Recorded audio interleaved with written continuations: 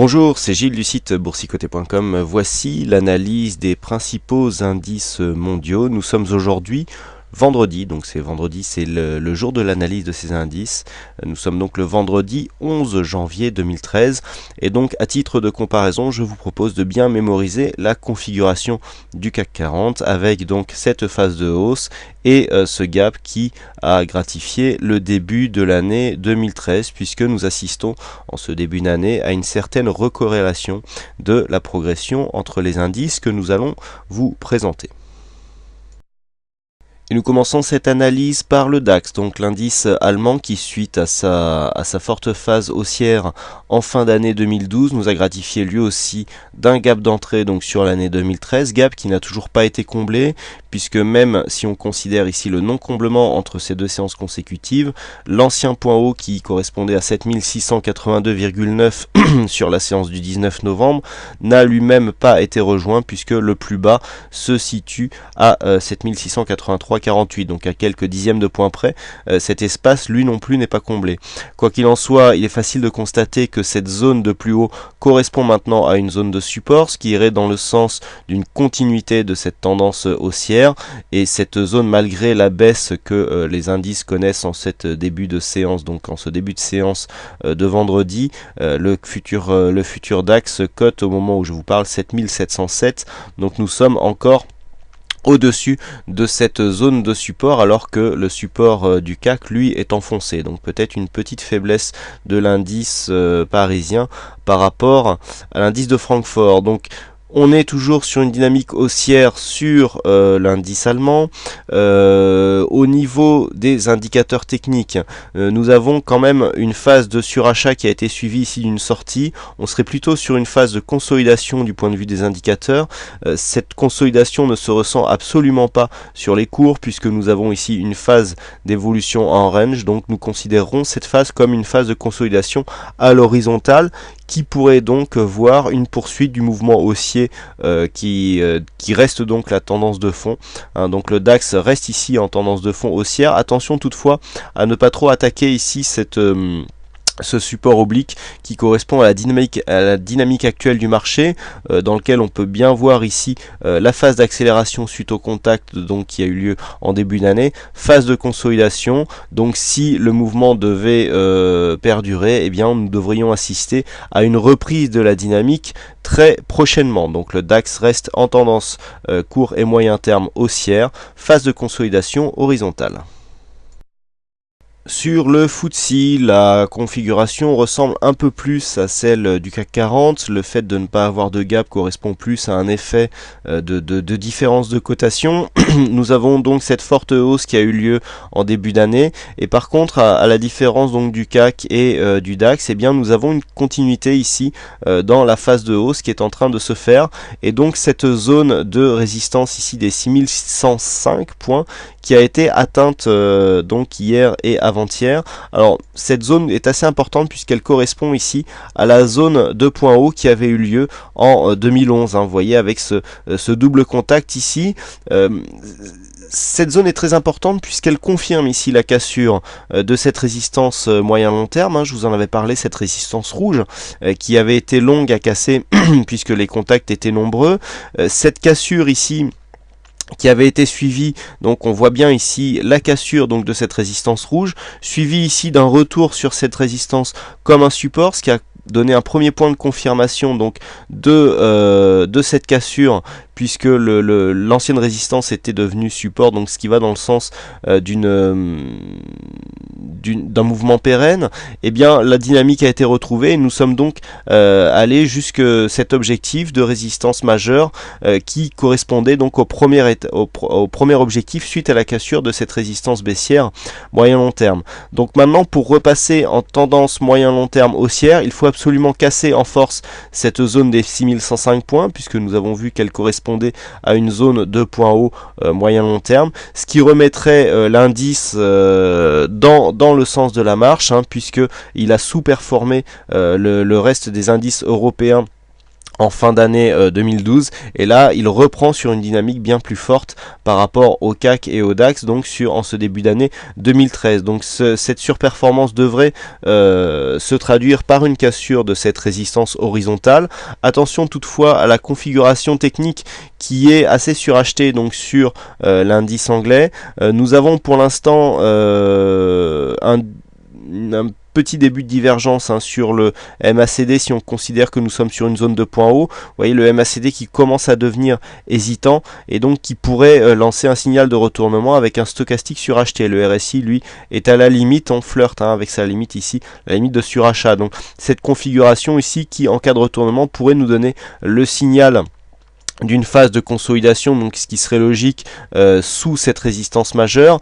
Donc en cas de consolidation, on pourrait très bien venir chercher ici la zone des 5978 sans pour autant remettre en cause la continuité du mouvement haussier, puisque nous aurions ni plus ni moins qu'ici qu'une résistance qui se transformerait en support, ce qui est classique dans les évolutions haussières techniques. Donc le FTSE reste en tendance haussière avec donc possibilité de consolidation ici. La phase d'invalidation du mouvement haussier se situe sur une cassure baissière des 5873 points.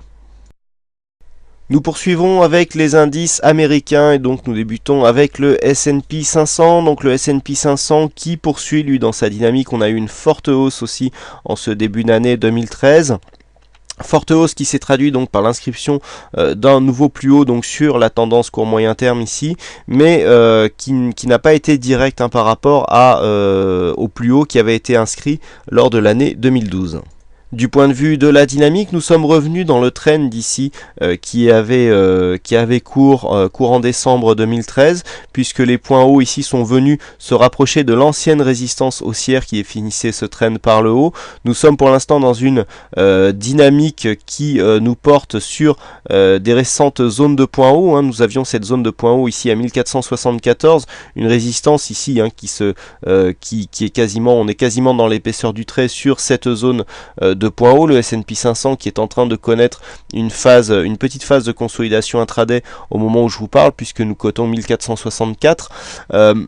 On reste pour l'instant dans cette zone d'évolution qui se place ici comme une quasi-digestion de cette forte hausse qui a été enregistrée en début d'année. Donc ici, petite phase de consolidation horizontale que l'on retrouve sur les indices européens, avec ici un retour de la dynamique, puisque la cassure du récent point haut a été effectuée sur la précédente séance.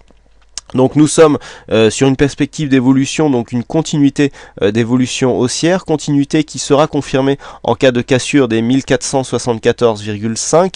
Cette cassure devrait intervenir si la dynamique actuelle reste en place. Du point de vue des indicateurs, nous avons une configuration qui permet une continuité de cette hausse, puisque malgré un stochastique ici qui, on le sait, est très volatile, un RSI lui n'est pas encore en phase de surachat, le MACD est hésitant et on voit ici que la dynamique haussière pourrait reprendre. L'évolution des volumes est plutôt en faveur d'une continuité haussière, donc on le voit, rien pour l'instant n'interdit au S&P 500 de continuer son mouvement haussier, donc mouvement haussier qui restera confirmé tant que la zone ici 1448-1452 ne sera pas cassée à la baisse, puisque cette zone correspond à une possibilité de consolidation suite à l'inscription de nouveaux plus hauts, puisque nous avions ici une résistance qui pourrait être confirmée comme support, et ce trend ici à 2 étages qui est en train de se créer, puisque nous avons ici une première zone de point bas qui correspond à la dynamique court terme, et cette deuxième zone de point bas qui correspond plus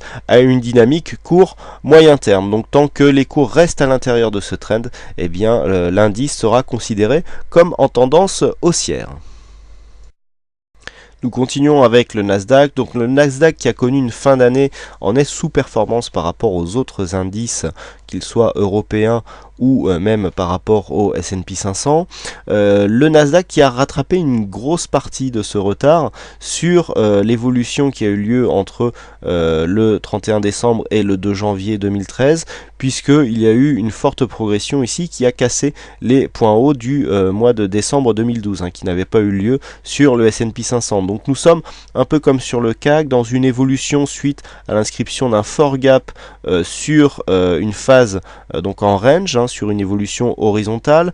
Nous avons ici une zone de résistance 2744 points qui pourra être déplacé vers le haut ici sur une zone des 2750 pour coller plus à l'évolution actuelle du marché.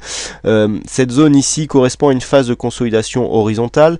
Les indicateurs ici nous montrent que le potentiel existe toujours à la hausse. On a marqué une phase de consolidation un peu comme sur S&P qui est en train de s'invalider du moment du point de vue du MACD. On pourrait avoir ici un retour de la dynamique haussière. Les volumes sont plutôt neutres, légèrement orientés dans la perspective d'une évolution haussière avec une volatilité qui reste toujours assez faible. Donc bon, pour synthétiser tous ces éléments, on est ici dans une phase où le Nasdaq a eu un petit effet rattrapage sur les autres indices, donc sur le passage à nouvelle année. On est sur une phase là où la corrélation revient dans le sens d'une remise en performance égale par rapport au S&P 500, voire légèrement supérieure, puisqu'on l'a vu, le S&P 500 continuait à évoluer alors que lui, le Nasdaq est stable. Du point de vue de la corrélation, on revient en ligne avec les indices européens et les autres indices américains, le Nasdaq qui avait fortement sous-performé. Quoi qu'il en soit, la tendance est quand même haussière. On voit que par rapport à l'évolution donc de l'année passée, on est bien loin des points hauts de septembre 2012. Donc attention, une poursuite du rattrapage est toujours possible, ce qui pourrait se traduire par une accélération du mouvement haussier court terme en direction ici des 2860 points. Tant que nous sommes au-dessus de cette zone des 2699,50, 2700 points, c'est la tendance haussière qui sera à privilégier. Par contre, attention, une cassure de cette zone pourrait nous mettre dans la perspective d'un comblement du gap avec un objectif, un premier objectif ici qui se situerait sur les 2662 points. Quoi qu'il en soit, le Nasdaq actuellement reste dans une perspective plutôt haussière, même si une consolidation intraday a lieu au moment où je fais cette analyse, puisque nous cotons 2735 points, donc on reste ici dans ce range qui a lieu depuis le début de l'année 2013. Nous terminons enfin avec le Nikkei, donc le Nikkei qui n'avait pas vu d'analyse la semaine dernière puisque il y avait une panne il n'y avait pas de réception de cotation donc sur cet indice la semaine dernière. Donc nous sommes sur une continuité de l'évolution haussière qui est très dynamique et qui est enregistrée donc depuis le mois de novembre l'année dernière, puisque je vous rappelle nous avions validé ici un double top qui avait vu son objectif atteint à quelques points près. Et puis suite à ce mouvement, eh bien les cours étaient remontés à la hausse. On avait retrouvé ici le support violet qui était un support très important. Je vous avais dit que cela pouvait impliquer du fait de la cassure ici des 9240 points une poursuite du mouvement haussier. Bon, c'est ce qui est arrivé.